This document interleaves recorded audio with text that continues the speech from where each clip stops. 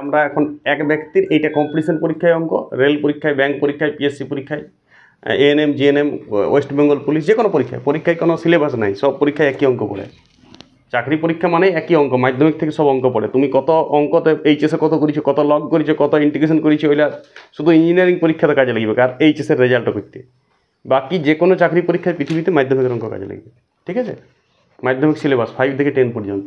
তাহলে এক ব্যক্তি বাসে 120 কিমি, বাসে 120 কিমি পথ গেছে, ট্রেনে গেছে 450 কিমি, অটোতে 60 কিমি, মোট সময় লেগেছে 13 ঘন্টা 30 মিনিট। ট্রেনের বেগ অটোর বেগের 3 গুণ ও বাসের বেগের 1.5 গুণ।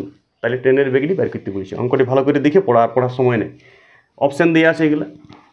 আমরা বলছি অঙ্কতে চাকরি পরীক্ষার যে অঙ্ক, সেখানে যদি কেউ সমীকরণ গঠন থেকে সমাধান 7-এ আছে, 8-এ আছে, 9-এ আছে, কেউ যদি ওইটা ভালো করে বুঝিয়ে যায়, এক প্র্যাকটিস করে ফুল, তাহলে কম্পিটিশন পরীক্ষায় অর্ধেক অঙ্ক, যদি 50টা অঙ্ক থাকে 30টা অঙ্ক এক্স ধরে হবে।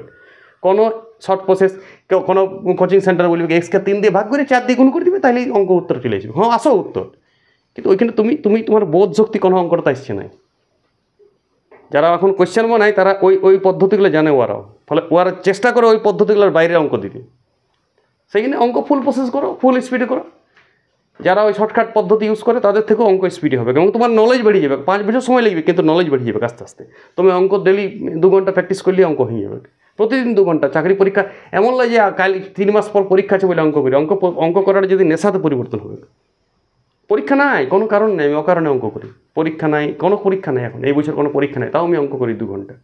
লক্ষ্য, পরীক্ষায় ফর্ম ফিল আপ করলাম, তারপরের দিন থেকে পড়তে বসলাম, তার আগে তো মোবাইলে গেম খেললাম, খাই ভিডিও দেখলাম।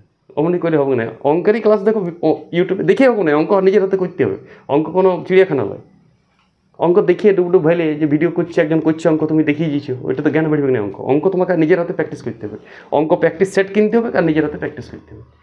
পুরো বাংলা ভার্সনে প্র্যাকটিস করবে। যে ল্যাঙ্গুয়েজটা ভালোবাসো সেই ল্যাঙ্গুয়েজে অঙ্ক করতে ভালো লাগবে। দেখো এই অঙ্কটা, তাহলে ট্রেনের বেগ বের করতে বলছে। ধরি ট্রেনের বেগটা 1 কিমি পার ঘন্টা। ট্রেনের বেগটা 1 কিমি পার ঘন্টা লিখলে মনে হয় ট্রেনের বেগ, এটা আমি ধরে নিয়েছি মনে মনে, আমি তো লিখছি ট্রেনের বেগটা কত, 1 কিমি পার ঘন্টাটা লিখতে হবে তোমার পরীক্ষায়।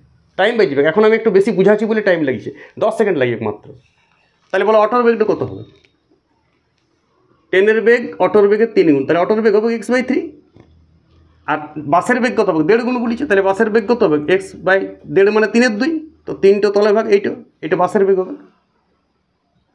এবারে এক ব্যক্তি বাসে গেছে 120 কিমি পথ, তাহলে 120 বাই ওর গতিবেগ। তাহলে সমীকরণ গঠনটা কী হয়েছে? 120 বাই যদি গতিবেগ হয়, এটা 2x/3 হবে, মানে 360 করে দিয়েছি এটা একেবারেই। বুঝা গেল? এটা বাসের সময়টা। এবারে ট্রেনে 450 কিমি পথ গেছে, তাহলে 450 বাই x ট্রেনেরটা। আর অটোতে গেছে 60 কিমি পথ, তাহলে 60 বাই x/3 হবে। তাহলে x/3 উপরে উঠবে। এইবার x/3 করে সকালে তো এইখানে উঠাবে, তাহলে সময় নষ্ট হবে। ক্যালকুলেশন জানতে হবে। 13 ঘন্টা 30 মিনিট মানে কত? 13 × 1 = 2 ঘন্টা। এইটা শর্তানুসারে এবার এক্সের মানটা যেটা সেটি উত্তর হবে। তাহলে বলে এখানে লসাগু হবে গল্প 2x টাইপের। লসাগু করে দেবে, নাহলে 2 কাটি দাও, 180 করে দাও। এইটাও কত হবে? 180। তাহলে 180 x লসাগু, তাহলে 180 180 360। 360 আর 450 যোগ করে কত হচ্ছে? 360 আর 450 যোগ করলে 360 প্লাস 450 বাই x। 13 দুগুণে 26 আর 27 2। 360 শূন্য হবে, 6 আর 5 11 1, হাতে থাকে 1, 3 881 x 87/2। 27-এর সঙ্গে খুব ভালো রিলেশন আছে 81, 4 87 81 হয় 40। তাহলে x সমান কত হয়েছে? 40 দুগুণে 80। তাহলে গতিবেগ কত হয়েছে? 80 কিমি পার ঘন্টা। উত্তর কি 60 আছে নাকি? 27 সরি 27 30 হবে। এটা 30 দুগুণে কত? 60। তাহলে ট্রেনটার গতিবেগ কত? 60 কিমি পার ঘন্টা। এইটা শর্তানুসারে সমীকরণ গঠন। এইটুকু অঙ্ক, কিছুই নেই। আর এইখানে যদি এই ক্যালকুলেশনটা বুঝতে পেরেছো তো ভালো, আর না বুঝতে পেরেছো তুমি একটু স্পিডে প্র্যাকটিস করো, বুঝে যাবে।